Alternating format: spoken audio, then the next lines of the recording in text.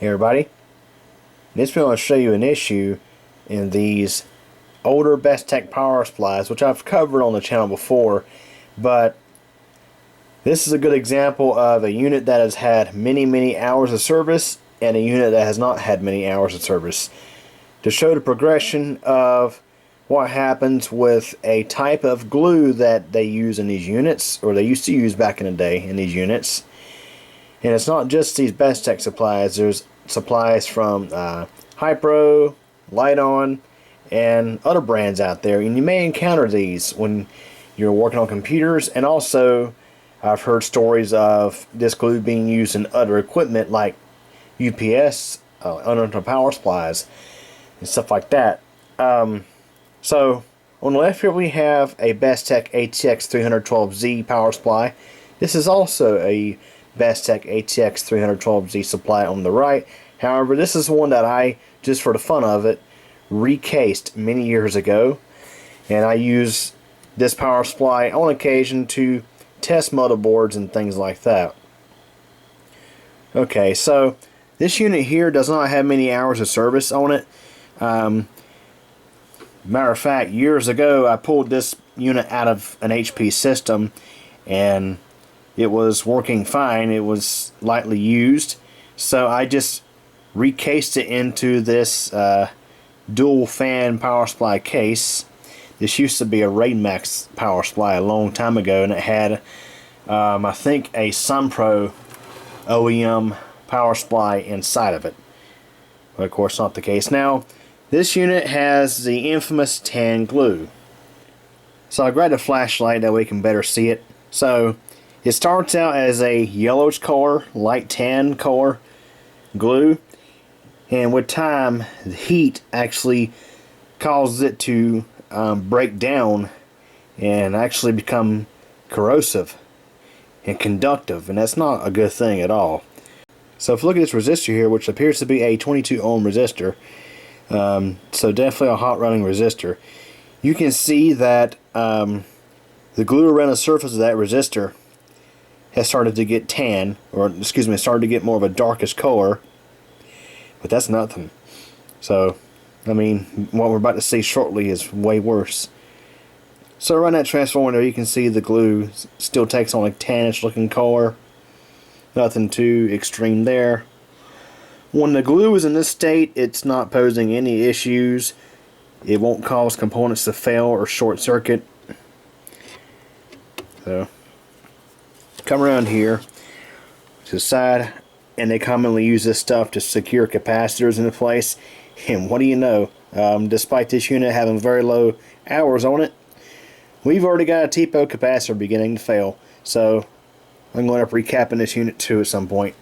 But you look around this thing, overall glue's not too bad.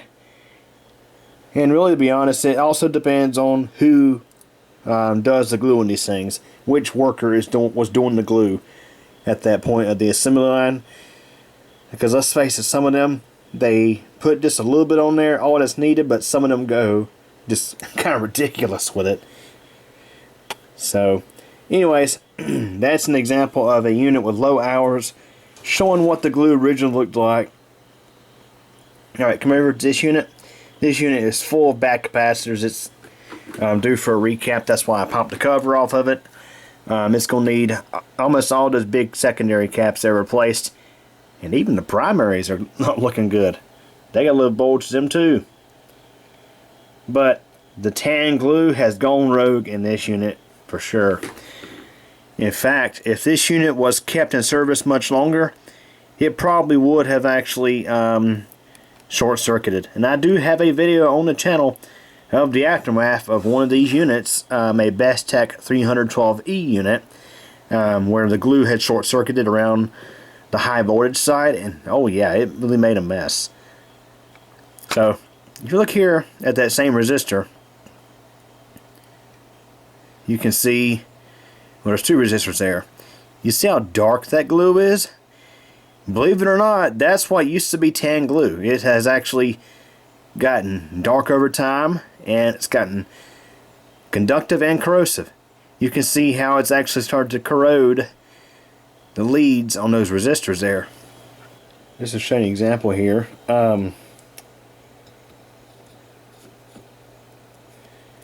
It gets very brittle. So I guess the silver lining is once that glue breaks down and gets like dark like that, it actually becomes easier to remove. A lot of times it just breaks right off. For example, around this transformers up here, just use some pliers, and a lot of times you can just peel it right off. And of course I'm going to be pulling this unit apart soon anyway. But yeah, with these units, sometimes they've gotten so bad to the point where sometimes I'll pull the auxiliary transformer, the 5-volt standby transformer, and yeah, sometimes I have to pull it out just to get to this mess. Like I say, it depends on who was in charge of gluing the units at the end of the assembly line. Like, for example, units that come through on a Friday or a Monday, yeah, they're probably not really well done.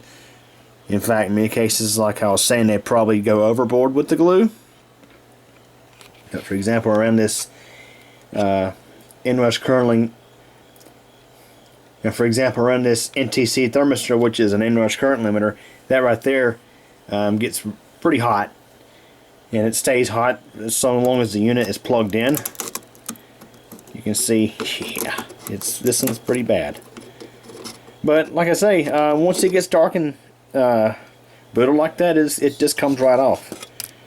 Now I should note that Bestec and the other OEMs out there, they have changed to a different glue. It's like a silicone type of glue. It's white in color, and it does not do this. It it doesn't end up turning on the power supply that it's installed in and start just being, like, you know, destructive to it. Like I say, it's just, man, this stuff is really in there, and that's probably a wire right there. So come over here. I figured I'd do some of this on the camera because it's probably entertaining to watch. I mean, this stuff is just so brittle. And oftentimes what I do when I pull these caps is I'll take some like cutters with the beveled edges, not to cut anything, but just to wedge in between the capacitors and break all that stuff loose, because yeah, it does make it a bit easier. Yeah, this unit here is pretty pretty toasty. Though I've actually seen worse. But yeah, this stuff, like I say, it can cause serious problems after many years of use, to a point where it begins to start like self-destructing the power supply it's installed inside of. I mean, this stuff is just so brittle now. So anyways, I did want to show you all that. I figured it'd be a nice comparison. I just want to show you, for example, glue that has not broken down.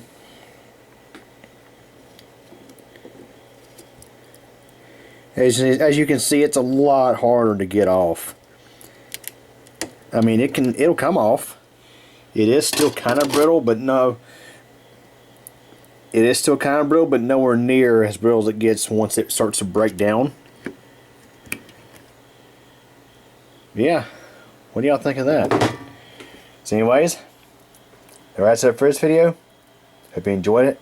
Thanks for watching.